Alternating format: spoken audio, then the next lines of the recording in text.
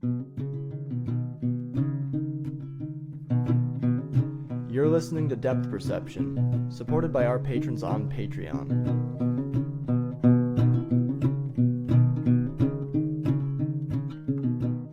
Listeners, don't expect us to take this one seriously. This one is for fun. We're going to crack jokes and we're going to poke fun. And we ask you to provide us with some compelling evidence. Don't give me one source. Don't give me footprints. Don't give me anecdotes. Give me evidence, if there is any. Give me 4K video and high definition audio. At least like 160 kbps. Don't give me none of that SoundCloud garbage. Like I want to see the real stuff. If you're convinced, try and convince me. I suppose I should also say, since we're putting things at the beginning of the podcast, we're doing like a Halloween spooktacular. We're doing 5 episodes for 5 weeks, in which we Darn straight. In which we tackle things as silly as cryptids to things as weird and complicated as magic and witchcraft. With a few surprises coming your way too. Yeah, what we want to do this month. I don't know about Leo. I want to get scared. I want to hear a story that scares me, at least once. I listen to all kinds of podcasts that allege that they're about scary things, but I've never really been scared by a podcast. I want to try and do that. So we're doing one fun episode. We have to make up for last week, which was no fun. So we're doing one like fun, light, silly time episode that we can have fun with, because we don't speak a ton outside of this. I mean, we do a bit, but this is definitely the bulk of our conversation in a given week. And so this is a fun one. Don't get mad if you're listening. Yeah. If you've tuned in live, because you're not going to hear this. Yeah. Be glad it's not live, okay? That would really be scary. If you wanna keep us from doing this live, donate to the Patreon, and we won't. The $5 here is we make sure we don't stream this.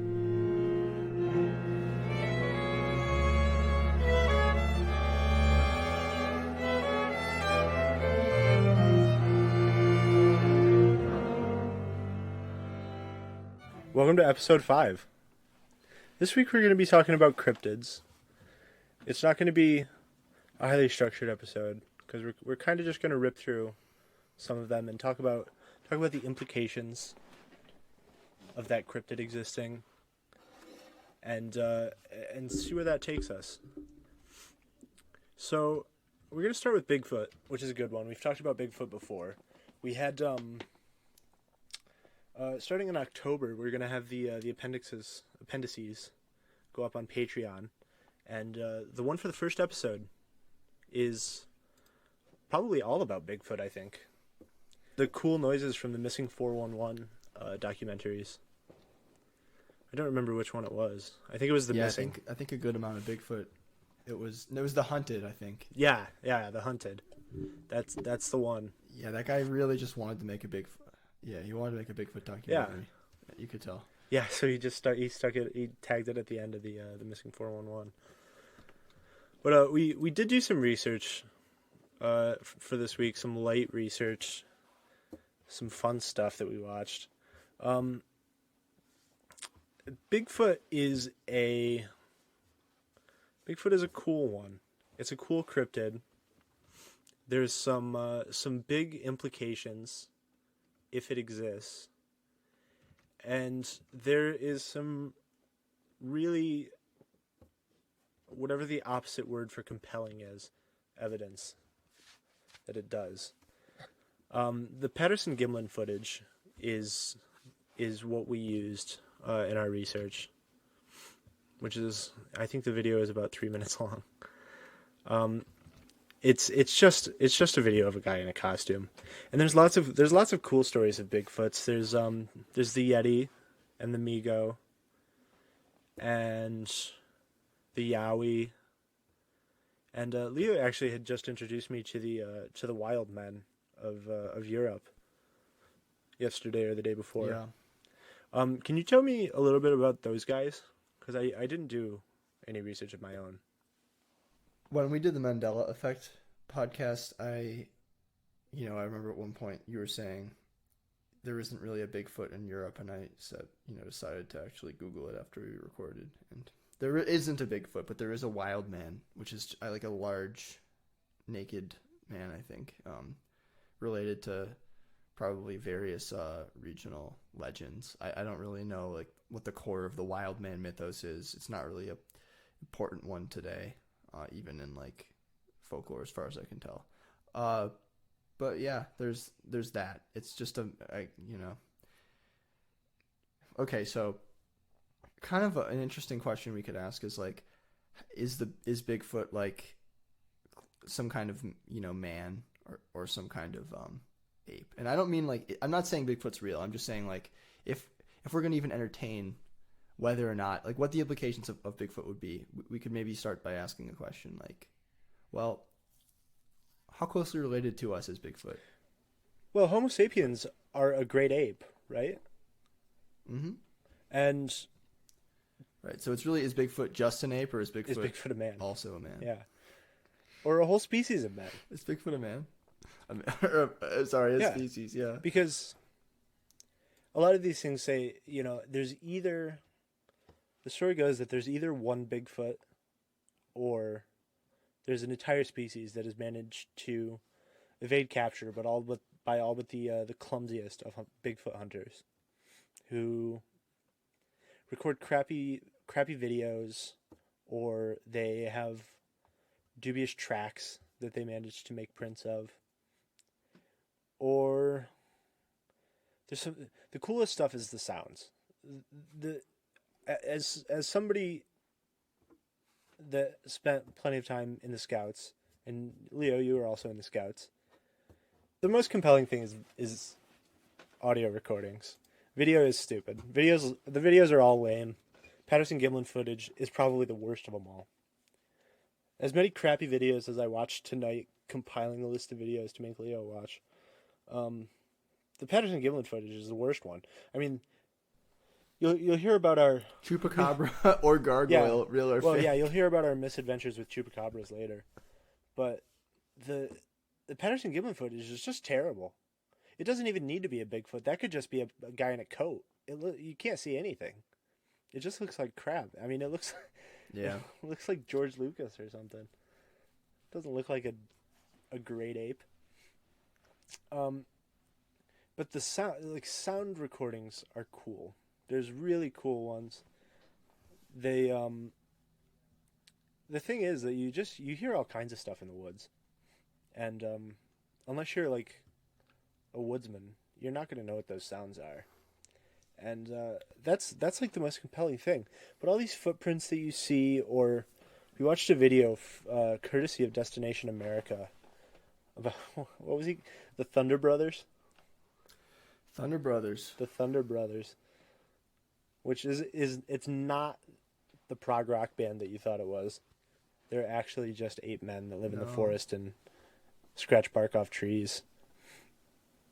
I'll definitely put some of these links in the description since I have them handy. But what do you think about that Thunder Brothers video? It was definitely not the sound. It can't be the sound that a hollow tree makes, right? I mean, that sounded like somebody plugging in an amplifier or something. When they banged on the tree? Yeah. To be honest, when I heard them bang on the tree, I thought it sounded like they were banging on a tree. That wasn't. Maybe I missed some kind of dubbed in sound, because I was also talking to you, so it was pretty quiet. Yeah, I was just kind of like, it sounds like they're making a big thing out of zero. I don't know. Zilch. The rock breaking in half was pretty dubious as well, I thought. But maybe that's just me being a skeptic. I don't know. I think they just picked a crappy rock. That could be. Yeah. I don't know. Those guys were not. I think it's all like no. I don't think they're convincing Bigfoot hunters. I'm not trying to give them credit. I'm just saying that I have my own reasons to think that they're charlatans, and they're just slightly different. Yeah, I'm definitely going to make sure to post some of these in the description because I think they're worth a watch. Randy, if I told you that was a real rock, and I told you that they didn't dub any sounds in, I'm sure you would believe. If you told me that before I watched the video, after I watched the video and formulated my own opinion, no, I don't buy it. I think there's like cool stuff that is like that video. Hellier is like that video, but so much more cool because those guys aren't taking what they're doing seriously. They're, what is a camouflage t-shirt going to do if you're wearing blue jeans? Like, what is that going to do? That's the thing about any cryptid hunter is they're so obviously not even trying to create an illusion that they're doing serious work. And I have never heard of Destination America before this evening. Bigfoot himself, herself, or itself is cool. It's a cool thing. There's some big implications if it does exist, which I don't think it. I'm not convinced that it does. I don't believe that it does, because there's no way that a species of monkey or ape has been roaming the jungles of the Pacific Northwest or wherever else that it is, and there's never been one captured. There's no Bigfoot How do we even... skin that somebody's made a rug out of. There's nothing. Footprints aren't good enough. I can make fake footprints, and they'll be just as convincing as anything you'd find. The only thing I lack is the plaster to make a mold with. Even if you start going through the list and you say, okay, Bigfoot's real. Okay, how did Bigfoot get there? Bigfoot must have gotten to North America a long-ass time ago, because the only other hominids... not the hominids. The only other primate in America, like, got there on, like, plant matter, like mats probably, that floated from Africa. So, like, you have to have some kind of way that Bigfoot got there. You have to have some kind of theory about how closely related Bigfoot is to other hominids. But you can't even begin to do that kind of speculation without any physical evidence. And there's zero physical evidence, which I think, incidentally, is why Bigfoot gets pushed in, as they did on Hellier. Like, gets pushed in with, like... Oh, was Bigfoot on Hellier? And things like Mothman. I think that at some point they kind of, like, alluded to the idea that, like, Bigfoot could be some kind of alien. I don't think it wasn't a big thing. But why would it? Yeah, like the guy saying that he heard Bigfoots in the cave or something, crying. It's like anything that you have no physical evidence for has to be, like, it all kind of gets pushed together into one thing, and so there's some of that going on. Yeah, the closest thing that is verifiably real that harkens to Bigfoot is Australopithecus, which is an extinct great ape. Mm-hmm. Unless one single Australopithecus was immortal, or unless all of them, except for the ones that were kilt violent, like the elves. So unless that is a species of great ape that was immortal, because it has to be immortal. If there's only one, it has to be immortal. And if there's an entire species of them, where are they all? Where are all of them? Why don't you... There's nobody that's ever gotten real hard evidence of a tribe or a community of Bigfoot, big feet. There's nobody. There's nothing. Photos, don't ever show me a photo of a Bigfoot, because I don't believe you. Show me the Bigfoot. Put him in a museum. I don't care if you have to kill him. At that point, that's like, if there's a species of great ape besides humankind that lives in the Americas or anywhere else in the world that has evaded capture into the 21st century, then kill as many of them as you need to fill a museum exhibit full of them, because the world needs to know. But until then, like, Bigfoot is just garbage, and I can't believe the stuff that we get fed as Bigfoot evidence. The most interesting thing remains the sounds, but as far as anything else, I think Bigfoot is lame. Tell you what I want to get fed as Bigfoot evidence. Bigfoot meat. Bigfoot chowder. Yeah, I've seen Faces of Death. People eat simians. Where's the Bigfoot meat? Because if binging with Babish has taught me anything, it's that you can buy any kind of meat you want. So where is it? Well, I haven't gone on the dark web. Yeah, but if you buy Bigfoot meat on the dark web, you're definitely buying human meat, and at that point, you're just begging for. I was gonna say Wilkes-Krier disease. What is it? What is the people version of that prion disease? I don't know. Oh, I have okay. no idea what you're talking about. I'm sorry. Whatever. Mad cow disease. It's people mad cow disease. What is it? No, I have to know. I don't know. I think that's what Jordan Peterson has. I'm probably gonna cut that. I can't keep. Well, I'm certainly not going to cut it. Creutzfeldt-Jakob disease Oh. is like the people version of mad cow disease. Jordan Peterson got that disease because he ate what he thought was Bigfoot meat after ordering it on the intellectual dark web. See, that is enough. That's all you need to know to tell you not to listen to Jordan Peterson, is that he really thought that he was buying Bigfoot meat from the dark web. That motherfucker ate human meat. He ate human meat. He's on an all meat diet. Gets old. Probably. I wonder if he fed Joe Rogan any of his Bigfoot meat too. I think you can see a change in Joe Rogan after. That's probably what made him move into that crappy new studio that looks like he's in Snoke's throne room. I haven't seen it. I'm not gonna see it. Okay. You're not gonna see The Last Jedi? I'm not gonna see. No, I'm not gonna see Joe Rogan's new studio. I've gone this long without finding out the end of How I Met Your Mother. I've gone this long. I also went like a year without finding out. I don't know the beginning of How I Met Your Mother. Well, it's okay. It's okay. It's not that big of a deal anymore. But the point is that I still don't know what happens. I've seen everything except for the last episode. At this point, our cultural cachet is just dripping. Yeah, away. it's dripping away. We don't have any kind of. We've pan already to catch said the we can't drippings. do a Lost podcast. No. You folks are the pan. You folks are the pan that catches our drippings. So go to our Patreon. Yeah, pay us $1 million a week.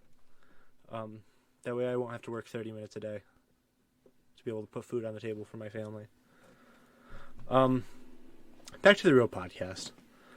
I want this episode to stand as a challenge to any and all listeners who believe that they have what it takes to convince me of a cryptid.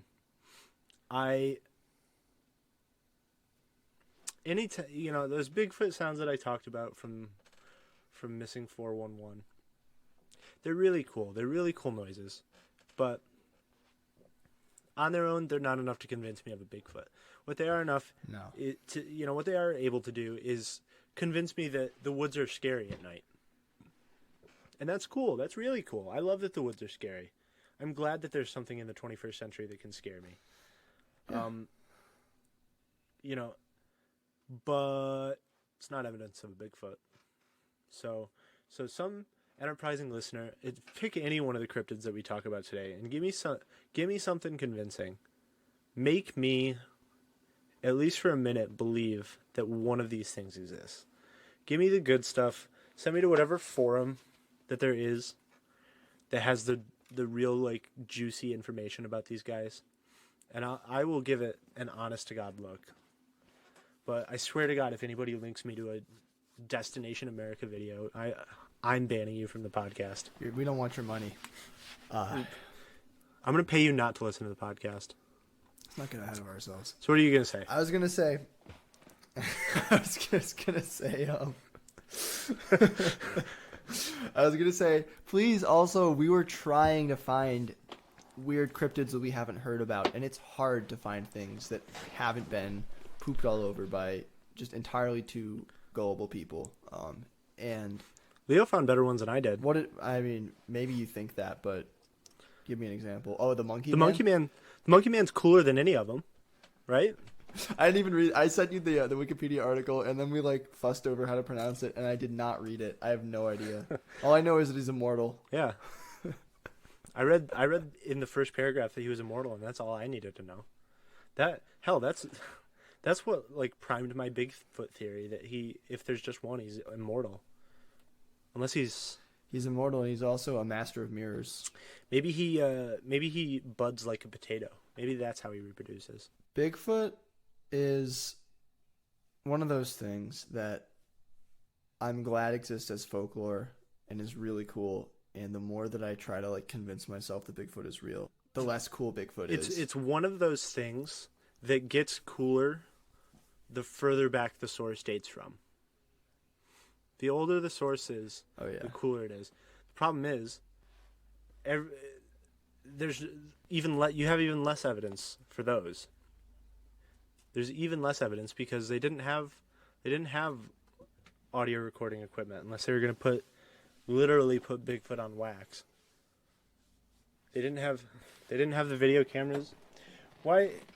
Where is all the footage of Bigfoot? Everybody has like a 4K camera in their pocket. Where is it? Where's the high def good footage of a Bigfoot? Hell, I bet my phone records better audio than this microphone does.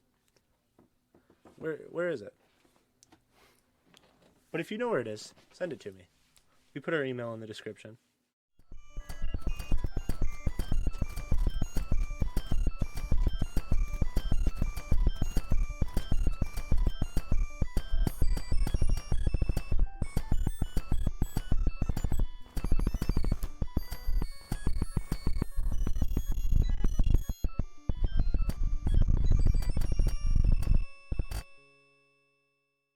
So why don't we go on to the Thunderbird and the Phoenix? I was also gonna say we should go on. I want to cap off with the Wendigo and the Mothman. Yes. Okay. Let's talk about old Thundy.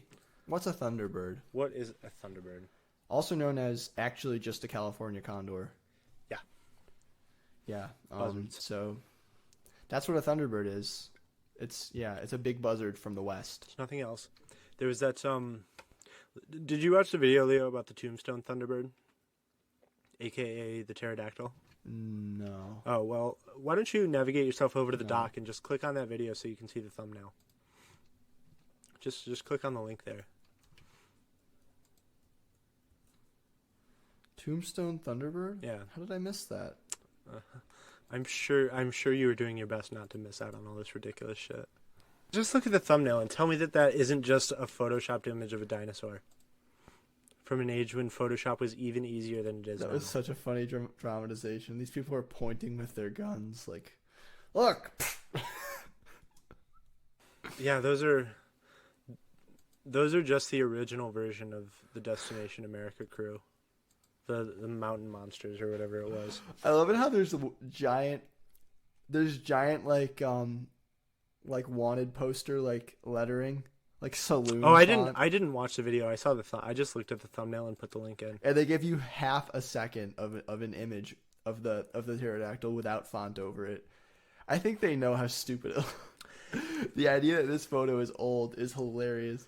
So again, we're back to the implication that either these guys killed the one and only Thunderbird, and every sighting after that is crap, or in this case, Thunderbird is literally pterodactyl also. Yeah, literally a pterodactyl, as seen in the movie Dinosaurs. So either they killed the one and only, and every sighting since then is bunk, and is, in fact, the California condor. Or there is an entire goddamn species of pterodactyls that lives in our world that we just don't know about. They've managed to evade all capture except for that. Or they've killed the only one, and the rest of them are just condors. More interesting even than the Thunderbird is the Phoenix, which is more than any other cryptid that I can think of. Just doesn't make any sense. It's cool as a part of legend. You know, what is it, Greek? Yeah. Or something? Yes. Yeah. It's really, really cool as a part of Greek myth. I really like Phoenix's Tight in Final Fantasy. It doesn't make any sense as a real animal.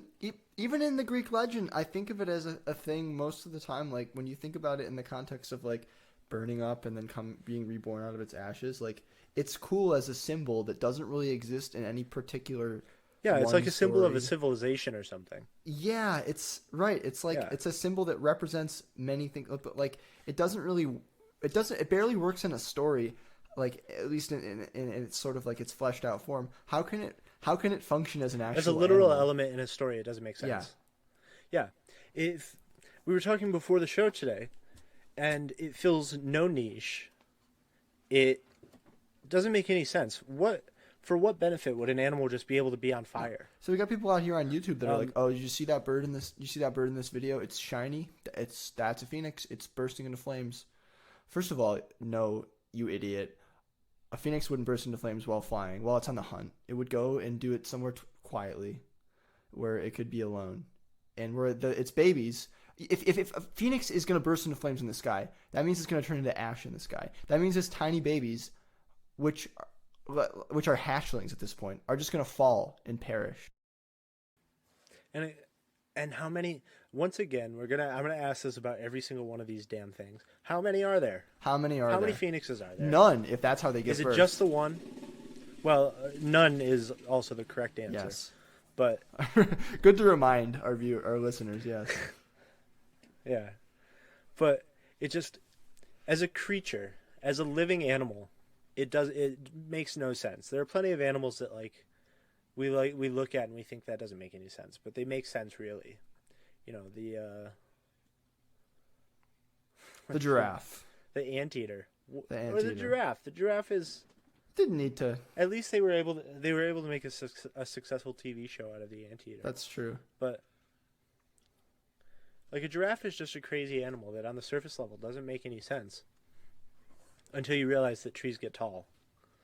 You know, but the phoenix and the thunderbird, even if the thunderbird is a pterodactyl, where the hell are the rest of them? Where are all the pterodactyls? How did any of them survive? Are they immortal? All of these creatures have to be immortal because, well, I suppose the chupacabra doesn't have to be immortal, considering it's got a terrible disease, terrible affliction. But the Sasquatch, the Thunderbird doesn't have to be immortal because it is just a regular bird that you could probably see him at every zoo on the West Coast.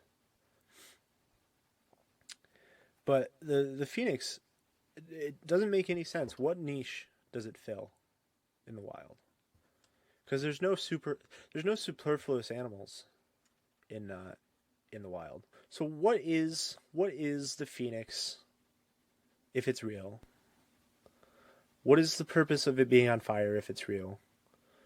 How many are there? Like, that's one of the things about this is, like, you've got to be able to answer my questions.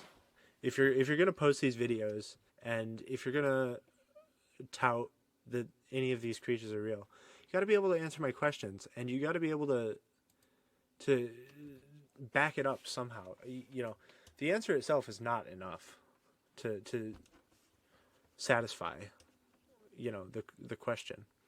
Like, where is incontrovertible evidence of any one cryptid that isn't just actually an animal?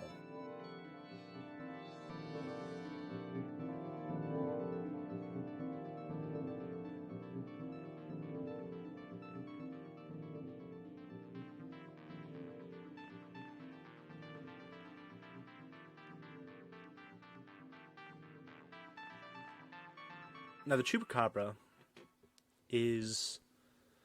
I wish I could even guess at what that means in Spanish. We mostly played silent ball in my Spanish class. I think it means like suck goat or something like that. Does it just mean goat sucker? Because that's what people always call it as well. So it's supposed to be like a vampire, right? It is meant to be like a canid or a feline vampire. They always seem to be represented as hairless. I've never seen a super furry one, which does lend itself to the correct answer of mange. But they're identified by the two pricks they tend to leave in the marks or in the necks of their alleged animal victims, which I heard explained yesterday in a little bit of late research as exactly what coyotes do. Chupacabras are totally made up. They are absolute fiction. They're just creepy. They're just creepy looking real animals. There's no great mystery about the chupacabra. All the footage is crap. I have not since I was a child have I been even remotely convinced of a chupacabra. That's exactly what I was also gonna say. Is Like, I remember trying to convince myself that they were real and failing. Cryptids are interesting, right? Follow me on this. Cryptids are interesting because they're not scary as a kid, right? They're magical as a kid. Mm. At least in my perception of them, they're like exactly the same thing as a unicorn when I'm a kid. In theory, as an adult, cryptids should be super scary because they defy your perception of the natural world. The qualities that get applied to them are seemingly unnatural. They don't match what is expected of life on this planet, right? And you'd think that would make them more scary. But the reality is that the evidence is so hokey. The footage is so hokey. The pictures are crap. It's almost as if the History Channel went out of their way to make sure you're not scared of them. But they could have been scary. And the chupacabra could be the scariest one of all. If it were actually a vampire, it would be the scariest thing in the world.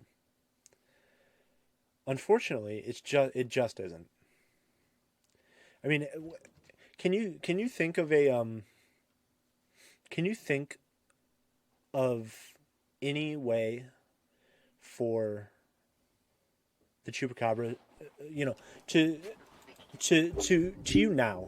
Can you imagine a way for the chupacabra to become anything other than like you having sympathy for a sick animal?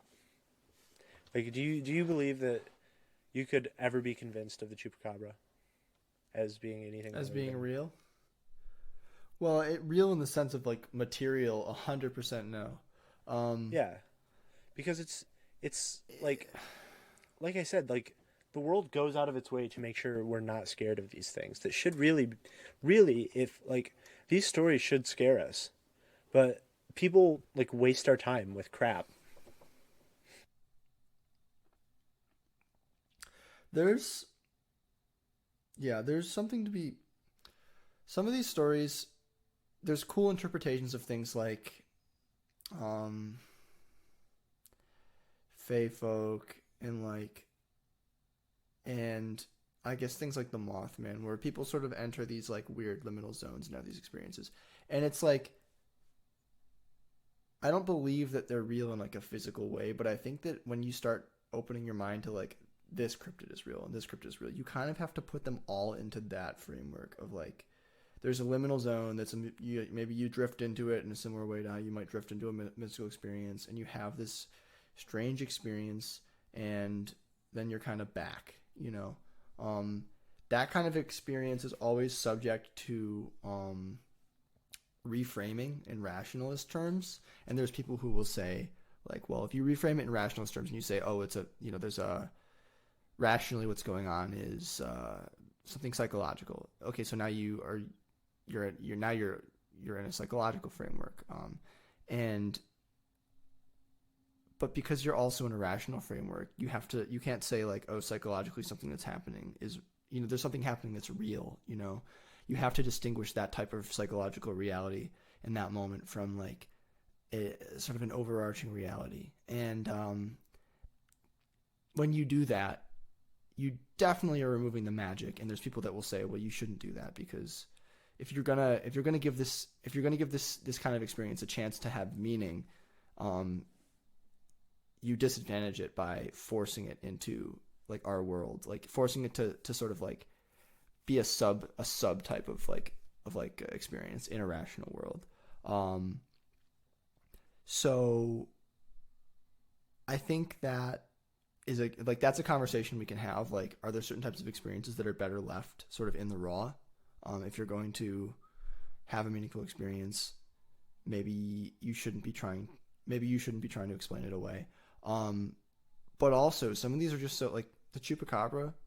I don't see this being something that like someone's gonna like encounter a chupacabra and be like, oh well, don't tell me that was just in my head or whatever. Like that was like an important like. I don't think people are going out and like having important experiences with chupacabras is what I'm saying. And honestly, until that starts to happen, I'm not really gonna care like who saw a chupacabra or where or when or under what circumstances or what evidence they had. When I was a kid and I was out in the woods, if I heard a scary noise, my first thought was always, it was always Bigfoot, or it was always Chupacabra, or it was always something like that. Some kind of horror pressing in. Just because, yeah, well, for me, but anyways, the older that I get, the more the worry becomes like, oh my god, is that a mountain lion? Is that a bear? Like, I've been so turned off of these cryptids that like, my imagination isn't free to like wander to them as an explanation for anything. Like at this point, I'd rather run into a Bigfoot in the woods than a mountain lion. Yeah, the hokiness is really a part what makes it harder to believe, which is I think why something like a fairy has more appeal. Not because like fairies Definitely. in the children's book kind of fairies are I think a lot less hokey than like a chupacabra or even a Bigfoot. But I mean, like finding out a little bit about like some of the mythos around fairies, like and sort of like the finding out like as an adult like that there's like that the tradition of fairies is like a lot different from what I thought it was as a kid makes me think like the fact that it's remote to me makes it more compelling and more interesting. Yeah, we'll tackle this more in depth next week, I imagine. But things that have a magical explanation are, whether you believe them or not, they're so much more interesting and evocative and provocative than stories about cryptids, because you can be at least I can be convinced of something that I perceive as magical having actually happened than I could ever be convinced that what I'm hearing in the woods isn't just like the mating call of some animal that I've never heard make noise before. Mm-hmm. I go up to we spend some time at your family's beach house every now and again, and the bullfrogs creep me out all the time because I don't ever hear bullfrogs around here. In my day-to-day life, I never hear bullfrogs. But like a couple evenings every summer, I go to a place that I don't spend much time at all, and I hear noises that are unfamiliar to me. And I'm never quite satisfied with bullfrogs as an explanation. Just because they're unfamiliar to me. Mm-hmm. And that's like the space that cryptids could occupy. Is something in the back of your mind that doesn't occur to you until the worst possible time. But instead, when I hear something creepy like bullfrogs, I'm never gonna think, gosh, what if that is a scary animal? Because the world has done its level best to make cryptids not be scary by constantly making us look at the schlockiest stuff. And I'll tell you what. One thing I'm not going to go do. I'm not going to go outside with like a spirit rattle in the dark and sit and call a spirit, because what is a spirit? I don't know. I don't know if that's the right term, but I've heard it talked about. But you can keep talking. You can keep doing your thing. I'm just interested. I'm gonna Google.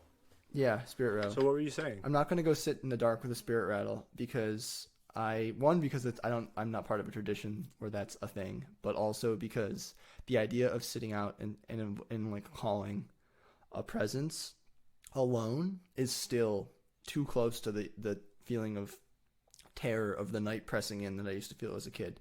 And I think that's probably overall a negative thing. The fact that like we're told like our like fear of the dark is built up and reinforced by like stories that make us more afraid. I think it's probably not a thing that in the end is doing us any favors when there's like much more responsible and nuanced ways to like get a kid to learn to be cautious in the dark outside at night.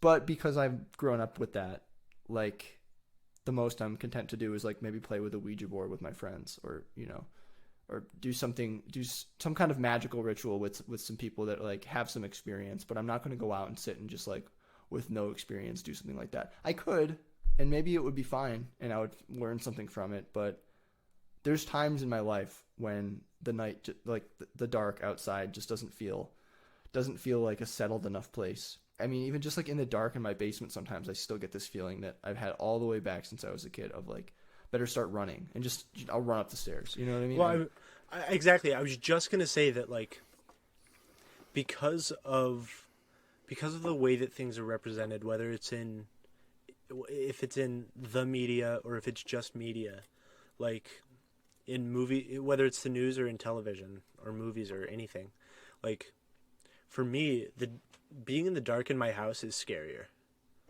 You know, I've spent most of my life. I've spent all of my life in two residences. You know, my place that I used to live in and my parents' house. Mm-hmm. And in 24 years, I have not gotten used to the house sounds that my parents' house makes. I didn't get used to the creepy noises that would happen around my apartment at night. Like, like I said, just because like you're constantly thinking of home invasion, or you read the story about like somebody had an old woman that lived in their attic and came out at night to drink soda and eat their food, and things like that. The dark of the house can be more scary and more eerie and more unsettling, than what's the worst I'm going to run into in the woods is like, I'm pretty scared of moths, but like, what am I going to run into? Like, I'm so much more worried about getting gored by a stag or something than I am about, ripped in half by a Bigfoot. Like, just because of all the crap, Chewbacca is enough to make me not scared of the Bigfoot, because he became 50 years ago. He was just like a big furry guy that ran around with my favorite space pirate.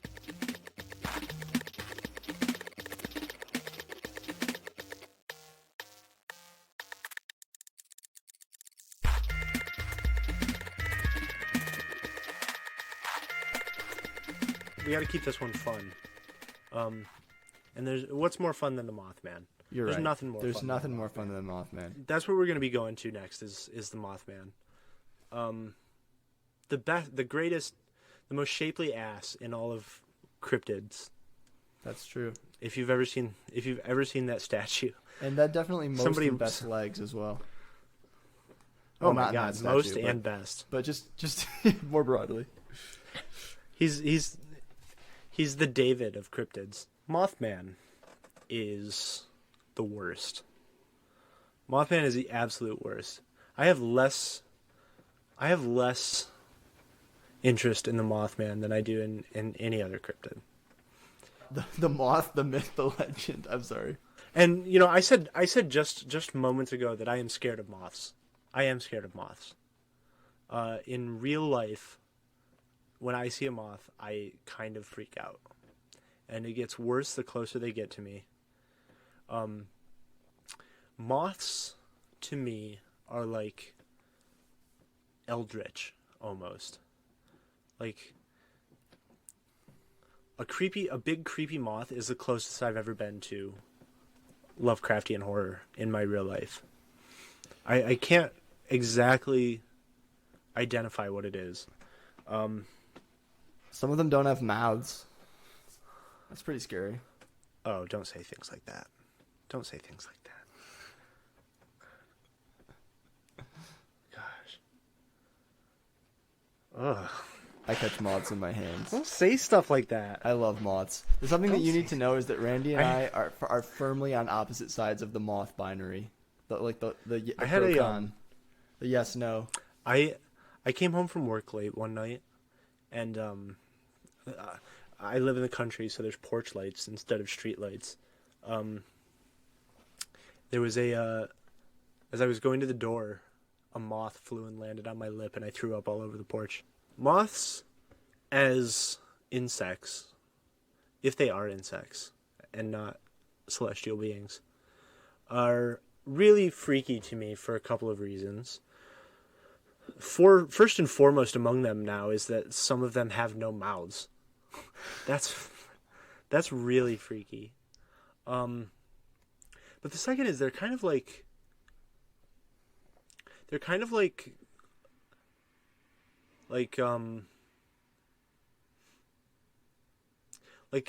upside down butterflies. You were telling me about Stranger Things, and so I watched an episode, and it reminded me of the other couple of episodes that I've watched. But they're like butterflies of the upside down. They're like Bizarro World butterflies, right? To me, they are like really creepy. They congregate around light, which is like, that to me is like pretty Lovecraftian. They're like they're nocturnal creatures that are drawn to the light. Like, moths themselves to me like have that kind of eldritch essence to them. Whereas Mothman, once again, it's because of what the world does to Mothman. It's not because Mothman couldn't be scary. I mean, this is another thing that I'll post in the description. But there's that story of the Crimean War that I read to Leo before the recording tonight. Essentially, what happened is, according to that story, at least, I'm not going to report it as fact because I don't know. But essentially, on the Ides of March, some Russian soldiers during the Crimean War had planned to ignore a ceasefire and ambush a Turkish encampment nearby. And they cited what's the guy who survived. He called it a crow, but the story calls it the Mothman. But it's essentially the 5 men that were going to do this ambush had set out from their camp, and at about the halfway point on their way to the enemy camp, they spotted this Mothman, and they were like disoriented, and so they turned around. They got turned around and went to make an attack on what wound up being their own base, their own camp. And some of the soldiers that wound up firing on them at their camp, they reported that these men returned not in their like standard issue uniforms, but in turbans and robes, and followed by a mass of bats. Like, if that's the only story I had heard of the Mothman, I'd be so happy with that. That'd be like the creepiest thing in the world. That these soldiers saw something that disoriented them. Because another thing I have about moths is it's because of Pokemon, but I associate them with like poisoning and confusing, which is just total Pokemon crap. I mean, I'm sure are there moths that like have poison dust on their wings or whatever? I don't think so. It can't be real. Maybe there's moths that have dust, but it's something I associate with them. Well, like, I always think of it as spores because, again, it's like something that Pokemon did to me, because somehow a single Pokemon is more scary to me than the Mothman. But, you know, because I have these associations that I make with moths And, you know, the Mothman, despite only being called the Mothman because they couldn't call him Batman, which is, as far as I can tell, actually true. He's only called the Mothman because the name Batman was already taken. You know, because of associations that I make with moths, Mothman he's almost there. He's almost scary. But then the stories turn to, well, he doesn't cause these disasters. He's there to warn us about these disasters. Right? He is like benevolent or at least somehow a byproduct of like there being what do you mean? An imminent disaster. Right, like he's an augur. Like yeah, exactly. It's another thing of the very people who are trying to like spread the Mothman, the myth of the moth. They make it less scary because they keep adding on elements which, for all their addition, it only works to subtract from the actual essence of the thing that could be scary. Mm-hmm. It is a total bummer that people saw fit to like make cute Mothman plushies or make a Mothman statue with a hilariously perfect ass, you know, and put it in the middle of a street in some stupid town wherever the hell. That was probably the most embarrassed I ever got for Hellier, was when they went and stopped at that Mothman ass statue. That was such a synchronicity. Yeah, even for all their talk about synchronicities and was his name Tucker? Is that the guy? I don't know, Trundlebed. I can't remember. What's the first time Jeremy? In a decade I've wanted to beat somebody up. The one dude went to that other town in like Minnesota, and he was like, "There's some eerie similarities here," and there's like a moth statue, and there's like a bridge, and it's like, yeah, like this is what I'm getting at, is that when I already have like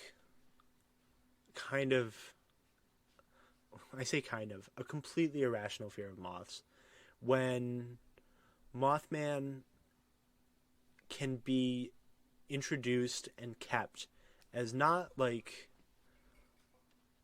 a kindly figure or, you know, a goofy sculpture or something. Like, Mothman could be scary. Mothman could be scary as a portent of disaster. I wish they'd let him be. I don't even have all the questions about Mothman that I had about the Sasquatch, or that I had about Chupacabras or the Thunderbird or the Phoenix. I don't, you know, yeah. There doesn't need to be more than one, because like the story, like it's the story of like, oh, he originated at like, what was it, like a toxic waste dump or something. Like, that's plenty. That's basically like superhero lore, right? Yeah. Like, it might as well be like a nuclear test site that he emerged from.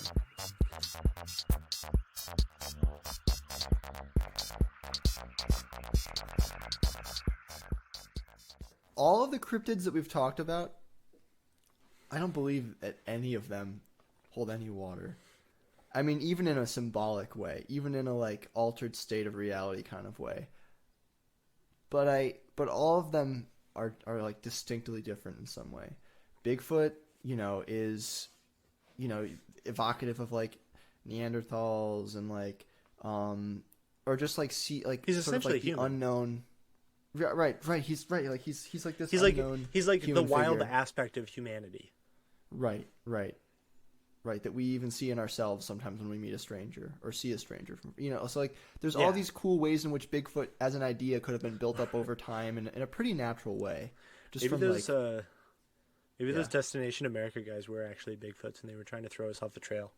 I think they were. I think that they were the Thunder Brothers. I keep forgetting about that name. with banging on the tree. Like it's all there. It's a clue. When the two headlamps look like moth eyes, it's all there. They were doing what they do to throw us off the scent. Yep, exactly. That's their whole thing. You couldn't call it a shtick. It's their mission.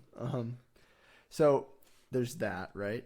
Thunderbirds are big birds.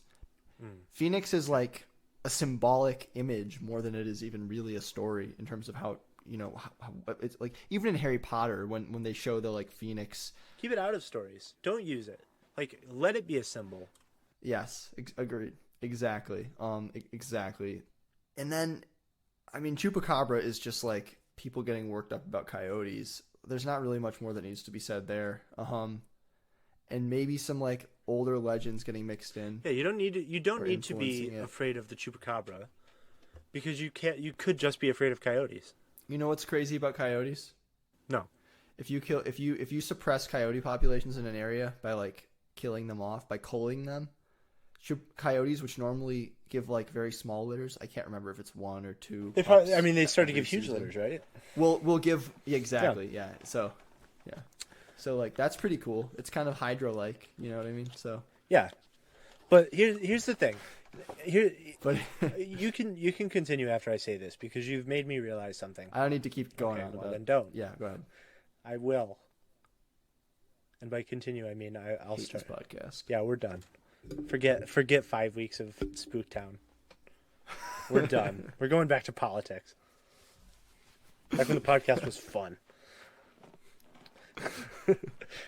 Back when people care what we had to say. Yeah. So here's something I want to say that I didn't think when I said the thing that I said earlier about how these cryptids don't fill a niche in the wild. If we forget about the things that make me think that Mothman is ridiculous, if we forget about him being like treated as like a savior of humanity, or get rid of the injured cold crap, get rid of any thought that he might be an alien or anything, like let him be like a monster created like Dr. Manhattan after a nuclear accident or a TNT explosion or some garbage. Like that's the thing that works about him, is that he doesn't need to be explainable as a wild animal. Doesn't need to be. He can just be weird. He can be like, have you ever heard about the frequency that's supposed to like be associated with people seeing ghosts and having like like there's supposed to be this frequency that like makes your eyes vibrate just subtly, and it's supposed to explain things like ghosts and things like this. Like he can be like, the Mothman can be like a sympathetic reaction of the mind to disaster. Like, people definitely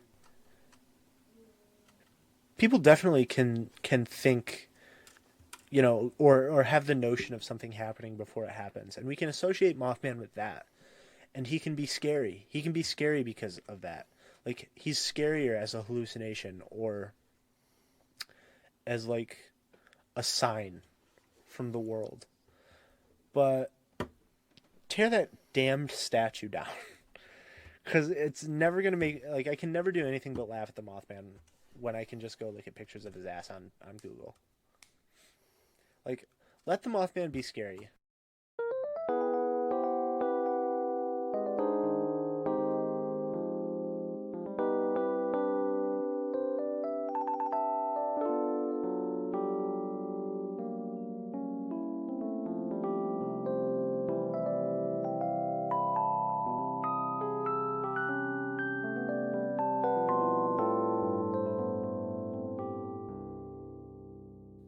I want to talk about the Wendigo, because forget about this stupid video that I didn't even watch, because in the first episode, Leo made me watch a bunch of crazy shitty videos that he didn't watch, and so now I got to make him watch a bunch of shitty videos that I didn't watch. And the Wendigo, as long as I don't misunderstand, is so cool and dope and excellent. Do you know anything at all about the Wendigo? I listened to a Weird Studies episode about the Wendigo, and I've heard about Wetikos, which is a related word. Well, was that about the story of the Wendigo? Yeah, it was mostly about Okay. that. I have not listened to that, and I would love to. Isn't that by Algernon Blackwood? Yes. Yeah. I will have to. I might even listen to that after this.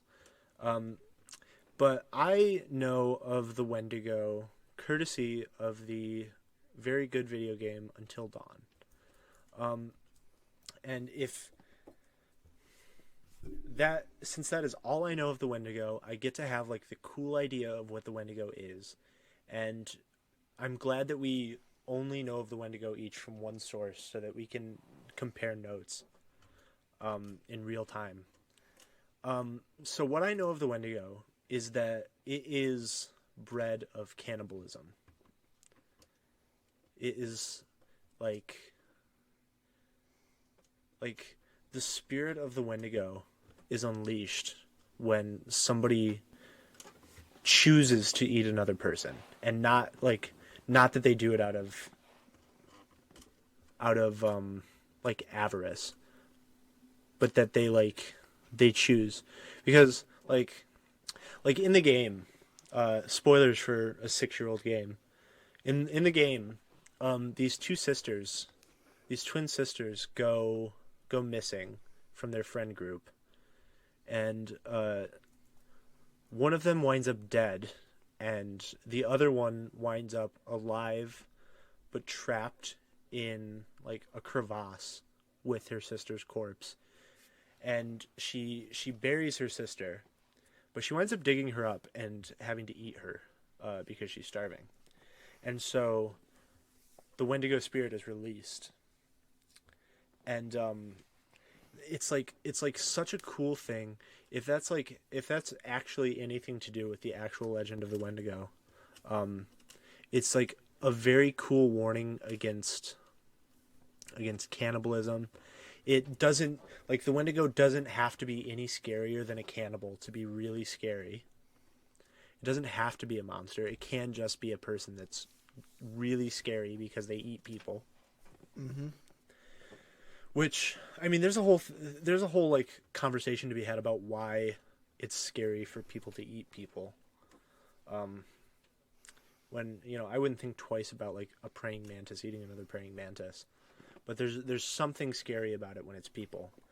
There's something scary about it with gerbils too. I had gerbils, and the daddy gerbil ended up eating the baby gerbils. Or maybe, I mean, God only knows. It could have been the mother gerbil. I couldn't tell the difference at the time. I was a tiny little child.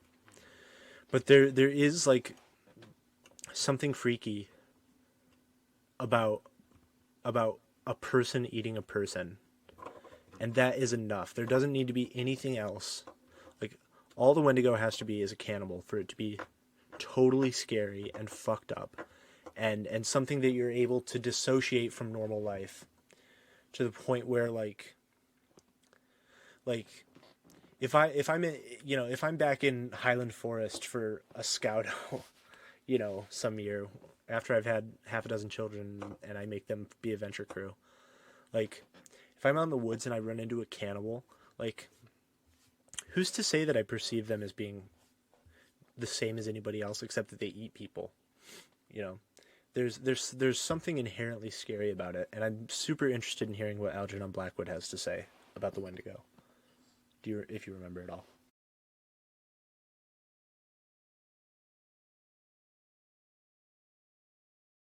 If I'm to do this, I'm going to be telling you a summary of the story of what Weird Studies summarized about the story, because I've not read the story, so I'm not going to dwell too long on this.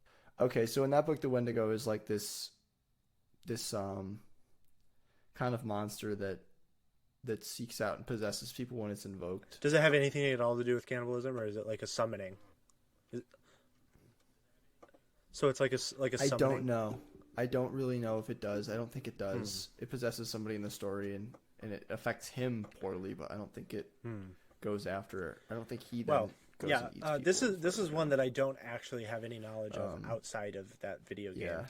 and that you don't seem to have any knowledge of outside of that story.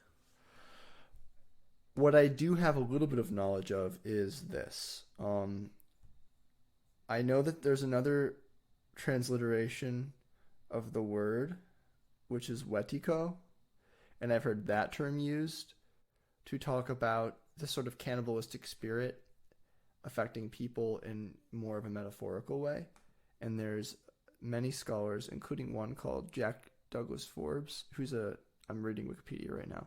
So anyway, so Jack D. Forbes is a Native American writer, scholar, and political activist who has used the idea of the Wetiko to, I guess, a critique of colonization, conquest, and capitalism.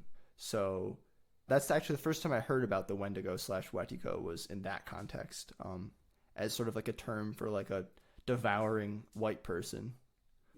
There is a certain cachet that Indigenous American folklore has. At least with me, it's, I hope it's construed in the way that I mean it and not the way that it sounds. But there is like, tradition has a lot to do with how compelling a story about a cryptid is. Yes. And I wouldn't say that like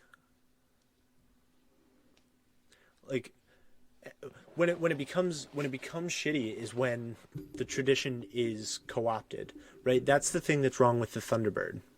When I looked up the Thunderbird on YouTube, and just the word Thunderbird is all I looked up. Like, I wanted to have like as pure a search as I could, and one of the first videos I found had a friggin' thumbnail with a pterodactyl in it. Like, that's when it becomes hard. And the thing that is cool about the Wendigo is that it hasn't been polluted for me. Like, yeah. I have very bare bones idea about it. It, like, just in the same way that Mothman could be cool if he was just a symbol or a sign or, an augur. Like, the Wendigo is cool in the way that Mothman could be, because it's never been associated with something lame in my mind. Like, skinwalkers are the same way. Another, I believe, largely Navajo concept, the skinwalker is. I could be wrong about that. I think that's right. But that's definitely what my memory says, but my memory is notoriously shaky. Yeah, there's just like... Yeah. Or it's the same thing about, like, Australia is another one where, like, I guess it's because of Steve Irwin that I have a particular image of Australians in my head. But, like, the story of the Pelega Princess is, like, super scary, even though, none of the information can really be corroborated or anything, because it's the closest I've ever been to hearing about the Yowie. It's like, is monolithic the word I'm looking for? It like stands for the Yowie in my mind. Like, this one story that is covered over like 4 minutes on a radio show is the only thing I've ever read about, heard about the Yowie, and nothing else. And so it's like uncorrupted, and it stands for the entire concept in my mind. And that's what the thing is with the Wendigo, and that's where like I could be there with Mothman. I could be there with Sasquatch, and I could be there with the Chupacabra. I couldn't be there with the Thunderbird because, I mean, come on, it's just a big bird. Come on, it's like what I said about the reptilians in the in the Mandela Effect episode. Like, who cares? Like, if it's like a bird that has thunder power and it can like shoot lightning bolts at me, like, that's cool. That'd be really cool. That'd be tight. but it's not that. It's just a big bird. Everything I've ever read about it says it's just a big bird. And there's all kinds of big birds. There's a million of them. Yeah, Sesame Street. Yeah. Probably the scariest one, actually, is from Sesame Street. Yeah. I'm sure I wouldn't say that if I was staring a condor in the face, but I've never done that. Or if you were staring Big Bird in the face, probably. He's so sensitive. It wouldn't be easy, that's for sure. But it's, these are all things that could be scary if people would just lay off and let them be conceptual. Let them be things that, like, creep into your mind when you're already unsettled. Like, Bigfoot is the thing that if I was scared out in the woods because I heard a noise, Bigfoot would be the thing I use to make me, like, giggle and say, like, oh, this isn't a big deal at all. It's probably just Bigfoot. Here's a take. All these things that you were afraid of when you were little, the reason that they can't hurt you is because adults have made them not scary. If we didn't make Bigfoot into a goofy, hokey myth, Bigfoot would be real.